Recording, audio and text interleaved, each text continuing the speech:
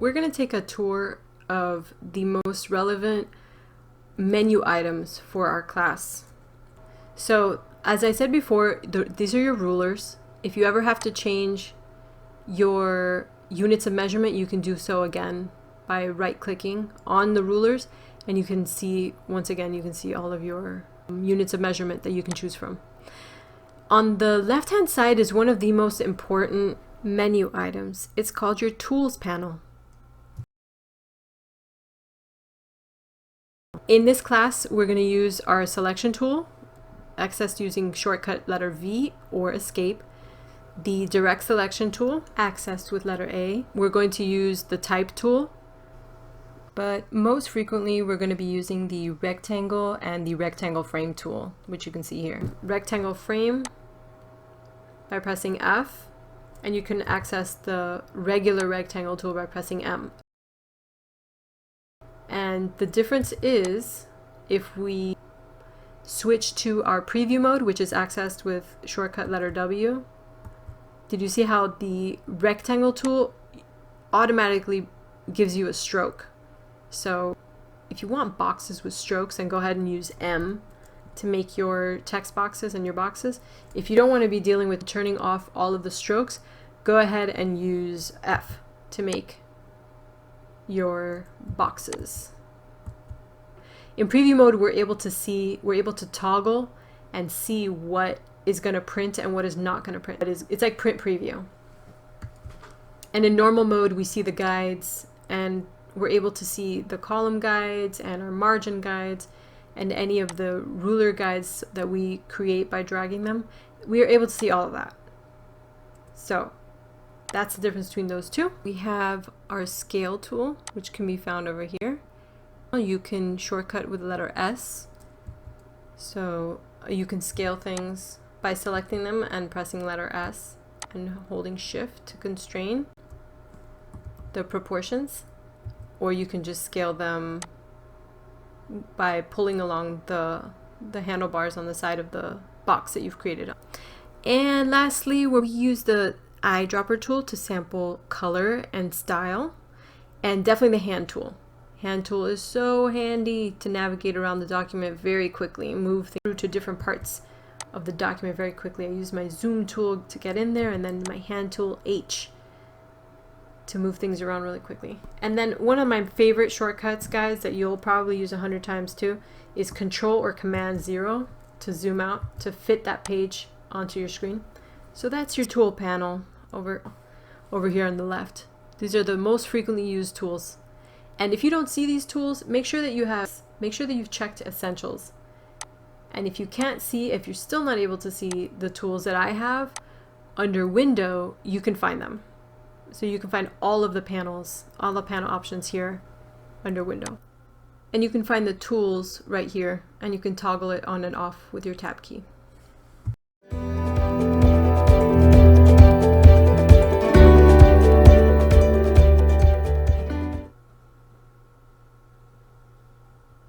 Up here is where you can find the control panel.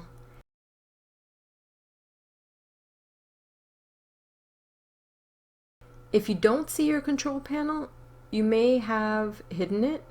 If you click on the right hand side here, it may be docked in a different location. Sometimes you will find it at the bottom of your screen, and you can find it floating as well. I prefer to dock it at the top.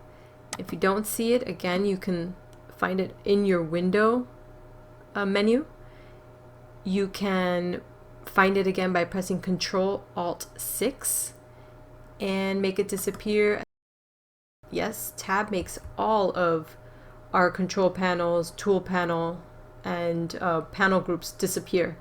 So it may be that you've pressed Tab and everything disappeared, or you can press Control-Alt-6 to make it disappear and reappear. I like to have it on the workspace. The control panel is contextual, so depending on what you have selected, different information will show.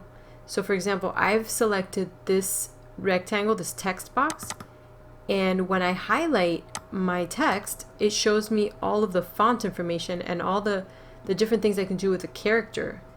If I'm selecting an empty rectangle. It gives me the X and Y information of the location of where it is on the page. In this case, it's 2.72 inches X, and this is based on the center. If I wanted to know where that upper left-hand corner was, I would press this reference point over here. Same with this one. You see how it's over at 5 inches, 5.075 inches. I love this menu. That's why I always have it visible, because it gives me so much information on everything that I've selected. If I need to rotate something, you can control the angle, the scale. You can rotate things really quickly, and yeah, you can change the way you're selecting things, the way you're scaling them. This is with the regular selection tool with V. If you choose A and you use the direct selection tool, our hand appears over the image and we're able to select what's inside of our rectangle. Other information that's given is color information. For example, here I've put some red fill in the background of this box, and so you can see it's peeking out the side there. So I inserted an image just to show you. If I deleted the image, the whole thing would be red. We're going to talk about importing images in another lesson, but I just wanted to show you all the information that can be seen. In this particular frame, you can see that there's a stroke, but no fill. This one has neither stroke nor fill, and it's just got an image in it. When I select it with the direct selection tool, it gives me the scale of the image, and it's currently says that it's at 100%, so I can scale it down. And they're linked, so they're going to scale proportionally. I can quickly scale that using my S shortcut.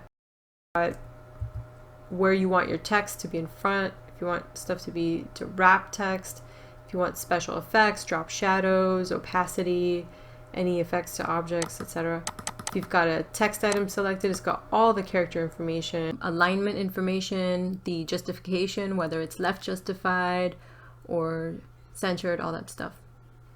And alignment tools show up when you select more than one object. So if I select multiple objects, then my alignment tools show up. It's super handy. So instead of having to go to each individual panel option, the control panel up here, it does it automatically. So that's why I love it, because it's so handy. It does everything for me. I highly recommend having this on your workspace. It makes the workflow so much easier. All together in a lovely, lovely desktop publishing package.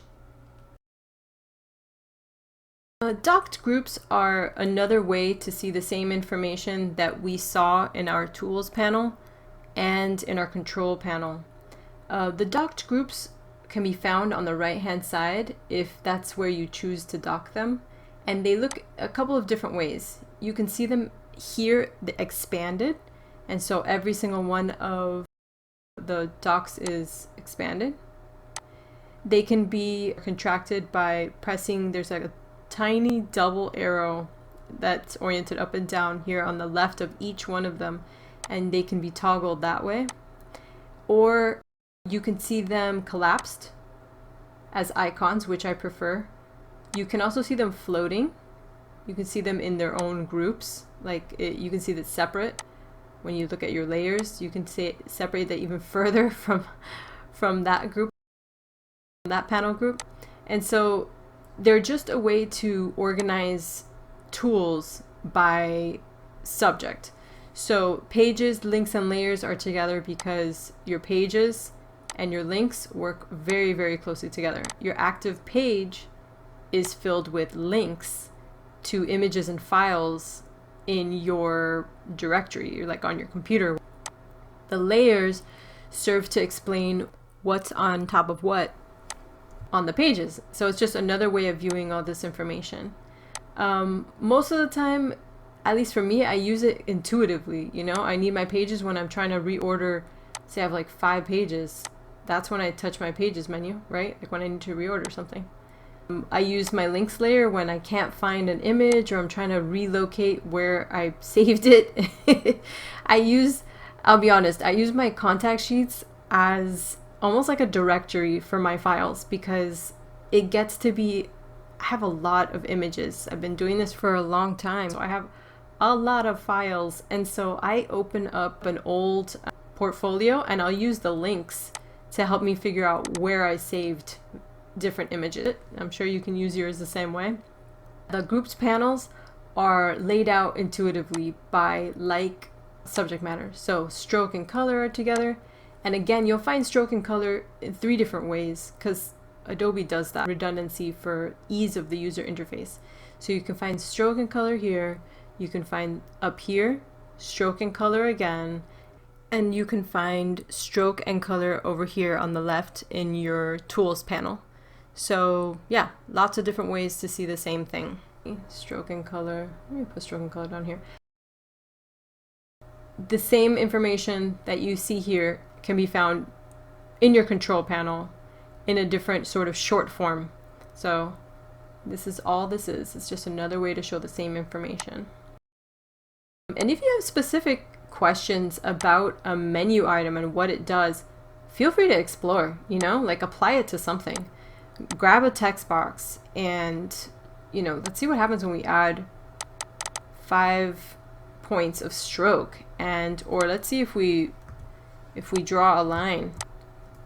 What happens when we change the end cap or make the corners round, or, you know, just mess around with things. That's basically the best way I think to learn is to explore and make mistakes. And boy, have I made mistakes in my time as a graphic designer. There have been some very ugly choices that were made in the past, and it's all a learning experience.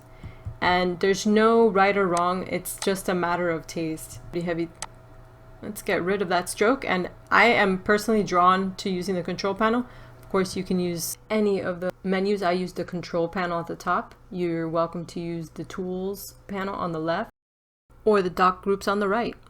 And that's it. That's a quick tour of the InDesign workspace. I hope you feel a little bit more comfortable with what you're looking at. I just want to make sure you've got enough information to make a contact sheet. So let's begin.